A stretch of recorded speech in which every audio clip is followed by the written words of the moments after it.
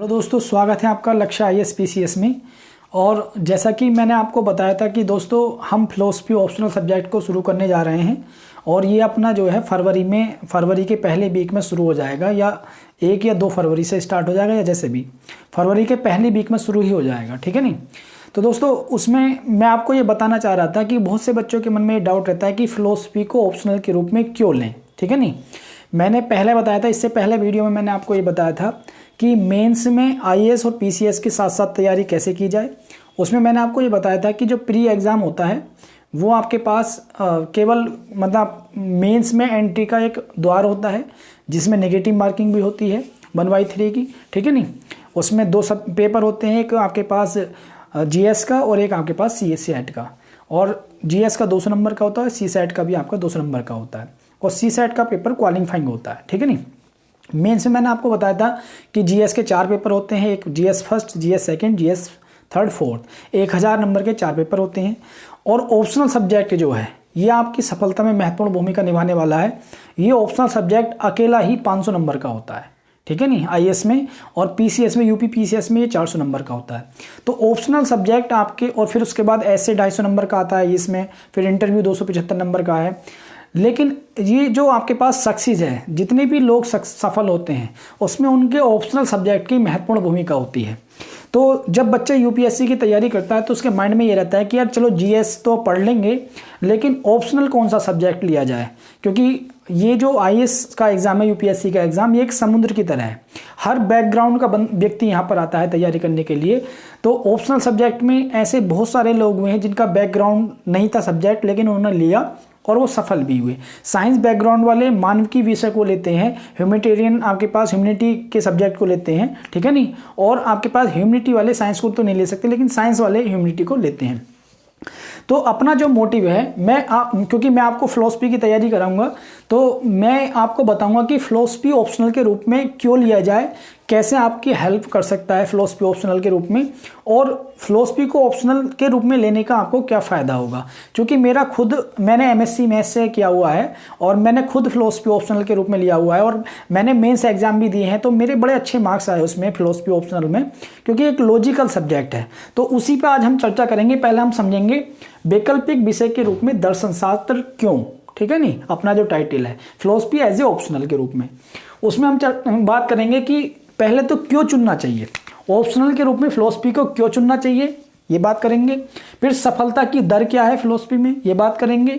और फिर उसके बाद मुख्य परीक्षा में अन्य सब्जेक्ट में ये कैसे हेल्प करेगा आपके पास अन्य सब्जेक्टों में पढ़ने में। और फिर उसके बाद जो इंटरव्यू होता है, साक्षात्कार होता है, उसमें ये आपकी कैसे मदद करेगा।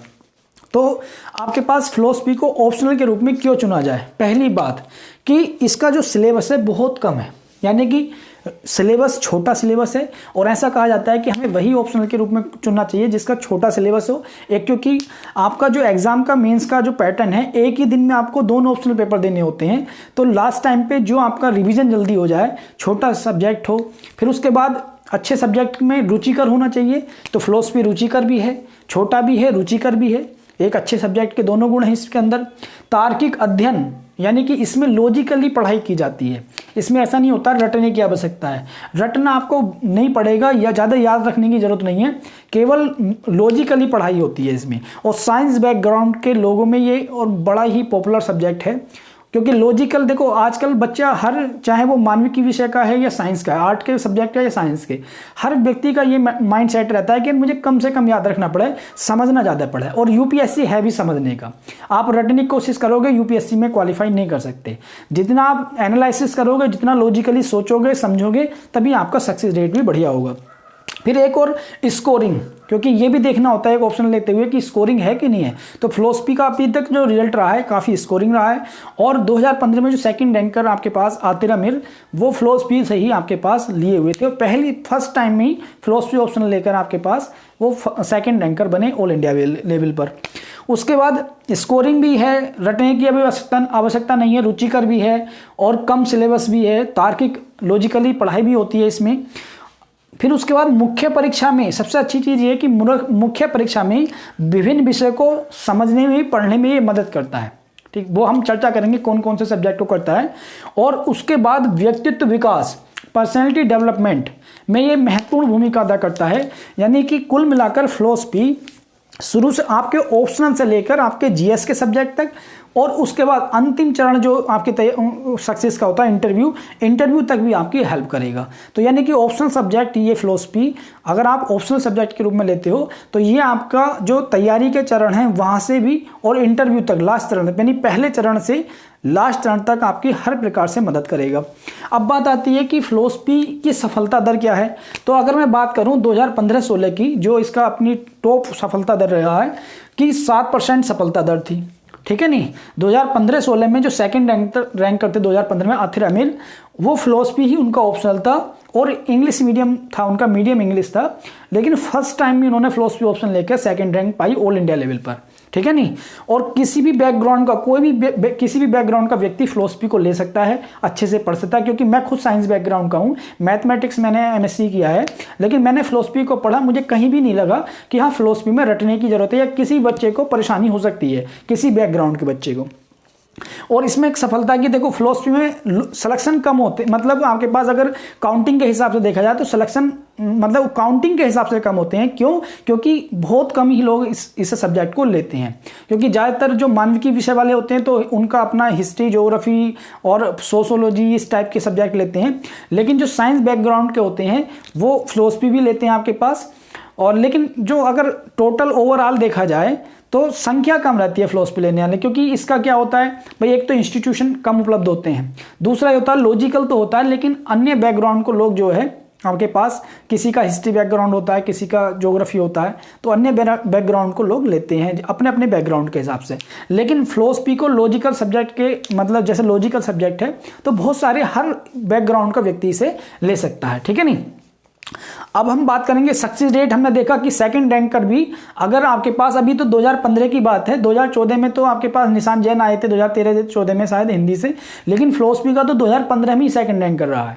तो ऐसा नहीं है कि स्कोरिंग के मामले में कम है, स्कोरिंग के मामले में भी अच्छा है, सब्जेक्ट सिलेबस भी कम है। क्योंकि ज़्यादातर लोग इसे इसलिए ही चुनते हैं क्योंकि जिनका अपने पास इंटरेस्ट होता है फिलॉसफी में, आध्यात्मिकता में थोड़ा सा, या फिर आपके पास स्कोरिंग सब्जेक्ट है, इसलिए लोग चुनते हैं, ठीक है नहीं। उसके बाद आता है कि अन्य परीक्षा में ये मदद कैसे करेगा आपकी। तो देखो एथिक्स का जो पेपर होता है, क्योंकि एथिक्स के पेपर में आपको लॉजिकल थिंकिंग आपकी देखी जाती है, उसमें जो आपके पास जो मतलब समस्याओं का जो समाधान वाले आता है, ठीक है नहीं, जो समस्याओं के समाधान उसमें लिखने पड़ते हैं, एक पूरा स्टोरी देता है, उसके बाद उसका आंसर लिखना पड़ता है, तो उसमें आपकी बड़ी मदद करता है। और एथिक्स के जो भी आपके पास कंसेप्ट हैं उन्हें समझने में फिलॉसफी बड़ा मदद करता है। क्योंकि लॉजिकल, एथिक्स में भी लॉजिकल चीज़ से हमें समझना होता है और ये आपकी लॉजिकल पावर को ही इंक्रीज करता है फिलॉसफी, ठीक है नहीं। तो उसमें केस स्टडी वाले मामले में ये आपके लिए बड़ा ही महत्वपूर्ण हो सकता है, क्योंकि उसमें पूछता है लॉजिकल थिंकिंग के हिसाब से उसमें निर्णय लेना होता है आपको, ठीक है नहीं। फिर ऐसे आप देख रहे होंगे 2021, ये भी इस 2021 का जो मेंस हुआ है इसमें भी आपके पास फिलोसफिकल ऐसे आए हैं, ठीक है नहीं। अगर जिस व्यक्ति ने फिलोसफी का अध्ययन किया है तो वो उन ऐसों को आराम से उसका अर्थ निकाल कर लिख सकता है। लेकिन अब जिस व्यक्ति ने फिलोसफी बिल्कुल पढ़ाई नहीं है, उसे पता ही नहीं कि फिलोसफी, जैसे मैंने कल आपको बताया था कि फिलोसफी विज्ञानों का विज्ञान है, अब ये एक फिलोसफिकल स्टेटमेंट है, विज्ञानों का विज्ञान, ठीक है नहीं। फिलोसफी के अंदर सारे सब्जेक्ट आ जाते हैं और सारे सब्जेक्ट अपने आप में एक विज्ञान है। कब? जब उसकी लॉजिकल रूप से पढ़ाई की जाए या मतलब लॉजिकल रूप से उसे तार्किक रूप से समझा जाए। तो ये एक मतलब फिलोसफिकल स्टेटमेंट है। तो अगर ये निबंध के रूप में आ जाए तो जिस व्यक्ति ने फिलोसफी पढ़ा होगा वो व्यक्ति उसे कर सकता है। तो ऐसे में भी आपकी बहुत दो ऐसे तो आते आपके पास जो सब्जेक्ट होते हैं, 2 से 3 जो आपके पास ऐसे के टॉपिक होते हैं वो फिलोसफिकल होते हैं, क्योंकि ऐसे 2 रूप में आता है, मूर्त रूप में, अमूर्त रूप में। तो अमूर्त रूप का जो ऐसे है वो फिलोसफी से आता है। फिर इंटरव्यू में भी हेल्प करता है, क्योंकि इंटरव्यू क्या है? इंटरव्यू तो पर्सनैलिटी टेस्ट होता है भाई। इंटरव्यू क्या है? इंटरव्यू पर्सनैलिटी टेस्ट होता है व्यक्ति का। और फिलोसफी आपका पर्सनैलिटी को, व्यक्तित्व के विकास को बढ़ाता है, मैंने डेवलप करता है, आपकी पर्सनैलिटी को इम्प्रूवमेंट करता है। तो जब आप इंटरव्यू में जाते हो तो आपका बात करने का तरीका, आपका सोचने का, किसी भी समस्या पर जो जवाब देने का तरीका है, और इंटरव्यू के जो इंटरव्यूअर होते हैं, जो हमारा अध्ययन मतलब इंटरव्यू लेते हैं लोग, जो ग्रुप लेता है इंटरव्यू, ठीक है नहीं, तो उसमें आप जब बैठते हो जाकर तो आपका जब पर्सनैलिटी डेवलपमेंट पहले से हो रखा है तो वहाँ आपका आउटपुट जो है, जो भी आप क्वेश्चनों के जवाब दोगे तो उसमें क्या होता है, इसमें एक पॉजिटिविटी आती है और जो आपकी सक्सेस रेट को आगे ले जाती है। इंटरव्यू के मार्क्स सक्सेस रेट में काफ़ी महत्वपूर्ण होते हैं, ठीक है नहीं। उसके बाद अगर मैं बात करूं साक्षात्कार में मदद कैसे करता है, तो जब आप लॉजिकल रूप से विभिन्न मुद्दों पे सोचते हो फिलोसफी में, तो आपकी जो लॉजिकल थिंकिंग पावर है वो डेवलप हो जाती है। और लॉजिकल जब थिंकिंग पावर डेवलप हो जाती है तो सोसाइटी में जितने भी इशू चल रहे होते हैं, चाहे नेशनल लेवल के या इंटरनेशनल लेवल के, ठीक है नहीं, उस पर आप अपने बिल्कुल तार्किक रूप से उसका आंसर दे सकते हो। हवाई में आंसर नहीं दोगे, उसका तार्किक रूप से आपके पास आंसर दोगे। जहां क्रिटिसिज्म की जरूरत है किसी चीज की तो क्रिटिसिज्म करोगे, और जहां पर सपोर्ट की जरूरत है सपोर्ट करोगे, ठीक है नहीं। उसके बाद आपका जो व्यक्तित्व विकास है उसमें सहायक है आपके पास। जब आप एक अधिकारी बनोगे तो अधिकारी से यह अपेक्षा की जाती है कि उसका कोई भी निर्णय केवल हवाई में नहीं होना चाहिए, उसका निर्णय उसके अपनी लॉजिकल थिंकिंग पावर पे होना चाहिए, और उसका पर्सनैलिटी डेवलपमेंट इतना होना चाहिए कि वो अगर कोई भी बात कह रहा है अपने कर्मचारियों से या अपने बड़े जो है जो सर लोगों से, तो उसकी बात में एक दिखना चाहिए कि हाँ भाई ये एक लॉजिकल बात है, ठीक है नहीं। और जब आपका पर्सनैलिटी डेवलपमेंट होता है तो उससे क्या होता है दोस्तों, उससे आपके जो सामाजिक संवाद है, ठीक है नहीं, जो जन संवाद है वो बेहतर हो जाता है। वो लोगों से बात करने का तरीका, समस्या को समाधान करने का तरीका, ये सारी चीज़ें आपकी बेहतर हो जाती हैं, और समाज में भी आप विभिन्न समस्याओं को समाधान करने के लिए योग्य हो जाते हो। उसके बाद अगर हम टोटल ओवरऑल मार्किंग के हिसाब से देखें तो फिलोसफी अपने आप में 500 नंबर का सब्जेक्ट होता है, यानी कि 2 पेपर होते हैं, paper first paper second. Paper first में आपके पास 250 नंबर का, पेपर सेकंड भी 250 का, टोटल 500 का होता है। एथिक्स में ये मदद करता है, एथिक्स अपने आप में 250 का होता है, ठीक है नहीं। ये ऐसे में आपकी मदद करता है, ये भी 250 का होता है। इंटरव्यू में आपकी मदद करता है, ये भी 275 का होता है। तीनों को जोड़ दो तो आपके पास 775 नंबर बनते हैं। इन तीनों को जहां जहां ये हेल्प करता है, हेल्प आपका हर सब्जेक्ट में करेगा, ये इतिहास में भी करेगा, ज्योग्राफी में भी करेगा, क्योंकि वहां भी लॉजिकल पावर को आपकी इंप्रूवमेंट करेगा। लेकिन अगर मोटे मोटे तौर पर देखा जाए तो यहाँ एथिक्स में, ऐसे में और इंटरव्यू में तो आपकी सीधी सीधी हेल्प करता है ये। तो उसमें आपके पास 500 और 775 को जोड़ दिया जाए तो 1275 नंबर हो जाते हैं। और आपके पास अगर आप 1000 नंबर यूपीएससी में ले आते हो तो 1000 नंबर में आपकी बहुत ही बेहतरीन अपने रैंक बन जाती है, क्योंकि 50% में तो आपके पास टॉप ही हो जाते हैं यूपीएससी में, ठीक है नहीं। तो अगर 2025 का अगर पूर्णांक है उसमें 1275 नंबर अकेला फिलोसफी के माध्यम से आप कवर कर सकते हो, मतलब आपके अंडर में है 1275। अगर 1275 में से आप 900 नंबर भी ले आते हो, ठीक है नहीं, तो भी आप जो है मेरिट लिस्ट में आ जाओगे और टॉप रैंक में आओगे, ठीक है। तो इसलिए आपके पास फिलोसफी को लेकर न केवल हम अपनी सफलता को सुनिश्चित कर सकते हैं, बल्कि फिलोसफी के माध्यम से आप अपने सपनों को भी साकार कर सकते हो। तो ये मैंने आपको बताया, विभिन्न तरीकों से बताया फिलोसफी हमें क्यों चुनना चाहिए, सफलता की दर क्या है, मुख्य परीक्षा के कौन कौन से विषयों में हेल्प करता है, और साक्षात्कार में कैसे मदद करता है। चुनना ना चुनना ये अब आपका निर्णय है, क्योंकि आप देखो मैं बता सकता हूं लेकिन सफलता आपको रास्ता दिखा सकता हूं, चलना आपको है, ठीक है नहीं। मैं फिलोसफी पढ़ा रहा हूं तो मैंने आपको बताया कि मैंने फिलोसफी क्यों लिया, और मैं आपके पास फिलोसफी को आप लोगों से क्यों बोल रहा हूं कि ये सब्जेक्ट जो है वो आपकी सफलता में 4 चांद लगा देगा, ये आपकी सफलता को अंतिम बिंदु तक लेकर जाएगा, ठीक है नहीं। और आप ये ध्यान करना कि कभी भी माइंड में ये मत रखना, बहुत सारे लोग आपको ऐसे मिलेंगे कि यार वो सफल नहीं हुआ इस सब्जेक्ट को लेकर, वो नहीं हुआ। आप अपने आप से पूछिए, हर व्यक्ति की रणनीति अलग होती है, हर व्यक्ति का अपना अलग एम होता है, या हर व्यक्ति का एम भी एक होता है, लेकिन सबके तरीके अलग अलग होते हैं। तो सफलता के रास्ते अलग अलग हैं, उस पर अलग अलग रास्तों से पहुंचा जा सकता है।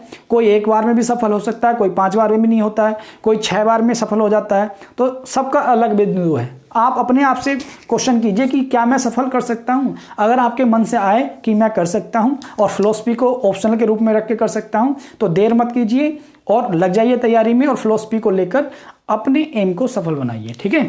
मिलते हैं अगले टॉपिक में, नेक्स्ट वीडियो में अगले टॉपिक के साथ, मेंस के क्वेश्चन के साथ, और हम प्री के क्वेश्चन हम भी लाएंगे। प्री की जो पूरी सीरीज है आपके पास पिछले साल की या पिछले 6 महीने की ले लेंगे, वो भी मतलब आपके पास क्वेश्चन आंसर की फॉर्म में तो नहीं, लेकिन पॉइंट वाइज फॉर्म में वो लेकर आएंगे, ठीक है नहीं। तो प्री की प्रैक्टिस होगी, मेंस की प्रैक्टिस हो रही है, ऑप्शनल भी शुरू होगा, जीएस भी शुरू होगा, और संपूर्ण तैयारी आपकी हो जाएगी, ठीक है नहीं।